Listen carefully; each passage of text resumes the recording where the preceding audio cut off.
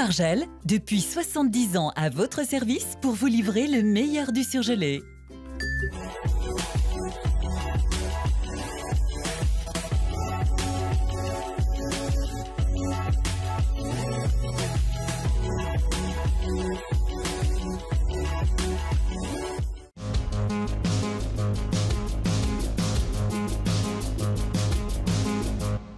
Les agriculteurs bloquent depuis hier soir la raffinerie de Feyzin et le port Édouard Herriot. Le prix Lumière 2018 attribué à Jane Fonda. Enfin, TLM fête ses 30 ans. On vous propose donc tous les lundis une rétro pour revoir les sujets qui ont marqué l'histoire de la chaîne. Le drame hier à Limonest, 2 fillettes de 3 et 5 ans ont été retrouvées mortes dans l'appartement de fonction d'un gendarme de la brigade. C'est la mère qui aurait fait la macabre découverte et les pompiers n'ont pas pu ranimer les enfants. Une autopsie doit être réalisée et une enquête pour recherche des causes de la mort est ouverte. Le père a été entendu par les enquêteurs. Certaines sources de presse évoquent un empoisonnement par la mère et un drame familial lié à une séparation.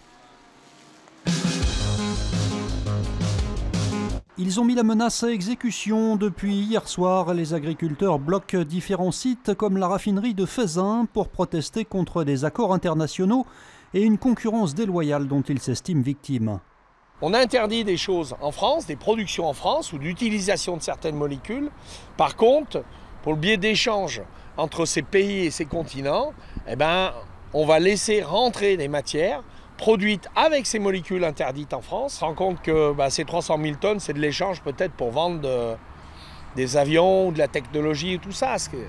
L'agriculture a toujours été mise au banc des sacrifiés. Et ça ne peut plus durer. Des agriculteurs encore plus remontés après les dernières déclarations ministérielles. Ce matin, le ministre Travers a annoncé en disant qu'il ne ferait rien, qu'il ne bouge pas, qu'il n'allait pas bouger. Ça nous galvanise et nous allons lui faire voir ce qu'il en est. Il faut absolument qu'il puisse mettre en place des mesures très rapides. Le président de la République doit bouger sur les lignes de la construction du prix, mais aussi de la compétitivité. Outre la raffinerie de Feyzin, le port Édouard Herriot à Lyon est aussi bloqué par des dizaines d'agriculteurs qui se relayent sur les sites. Un blocus annoncé jusqu'à mercredi, mais qui, faute d'accord, pourrait aller au-delà. Petite cure de jouvence pour le métro lyonnais. Celui qui fête ses 40 ans cette année va voir arriver de nombreuses nouveautés d'ici 2023.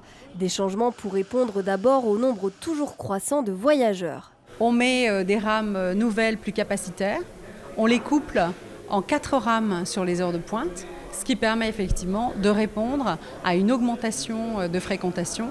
La sécurité sera également renforcée avec 16 caméras dans chaque rame dès cet été. Et autre volet important pour le Citral, le bien-être des voyageurs, avec l'arrivée de la 4G dès l'année prochaine dans le réseau souterrain, mais pas seulement. L'objectif est d'accompagner le confort avec de la climatisation sur les nouvelles rames.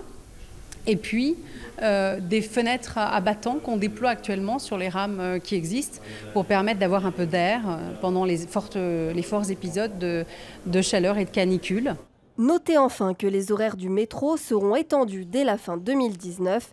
Il sera possible de le prendre les vendredis et samedis jusqu'à 2 h du matin contre 1 h aujourd'hui.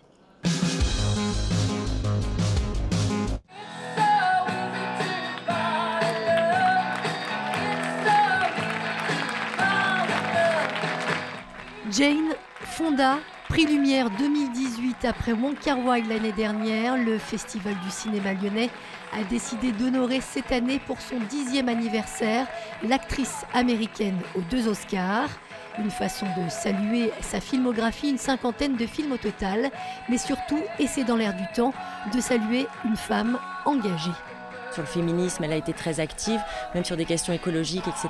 Et ça, c'est quelque chose qui nous plaisait aussi énormément, d'avoir une personnalité aussi complète et qui nous parle tellement de cette société et de cette Amérique de la moitié du XXe siècle. Autre femme mise à l'honneur durant ce festival, Catherine Essling, actrice du cinéma muet, muse de Jean Renoir. Catherine Essling, qui était la femme de Jean Renoir, du jeune Jean Renoir, qui rêvait de faire du cinéma et qui a poussé son mari à se lancer dans le cinéma pour la faire jouer. Il est devenu le réalisateur que l'on sait et elle a été sa grande actrice. Une rétrospective Henri Decoing est également prévue, tout comme plusieurs animations autour de la musique et même un clin d'œil à 2001, l'Odyssée de l'espace, le film de Kubrick qui fête cette année ses 50 ans. Le Festival Lumière se déroulera du 13 au 21 octobre prochain. Rien ne pouvait présager l'issue tragique de ce meeting hier soir au centre culturel de Villeurbanne. Charles Hernu ne semble pas fatigué. Il est, comme à son habitude, préoccupé et solidaire des problèmes humanitaires. Après plusieurs discours, le maire de Villeurbanne prend à son tour la parole. Il est 22 h et les 600 personnes présentes pour soutenir le peuple arménien ne se doutent de rien. Soudain, Charles Hernu s'arrête dans son discours, visiblement marqué. Il s'essuie le front en nage et s'assoit apparemment exténué. Tout s'enchaîne ensuite très rapidement. Le maire de Villeurbanne interrompt définitivement son allocution et s'affaisse sur sa chaise. 2 médecins présents sur les lieux se précipitent et transportent Charles Hernu dans l'arrière-salle. Le député maire reprend alors connaissance pour leur demander de ne pas interrompre leur réunion. Ses dernières paroles ont été lorsqu'il s'est retrouvé dans la salle arrière, dans la petite salle, oui, derrière la tribune où il s'exprimait. Ses dernières paroles ont été « Continuez le meeting, la cause arménienne est bien plus importante que moi ».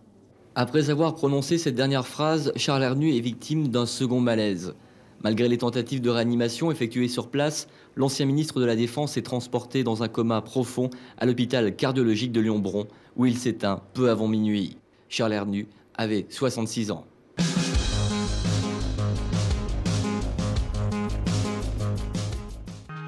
L'info continue sur TLM.tv, les réseaux sociaux et le fil info. La météo avec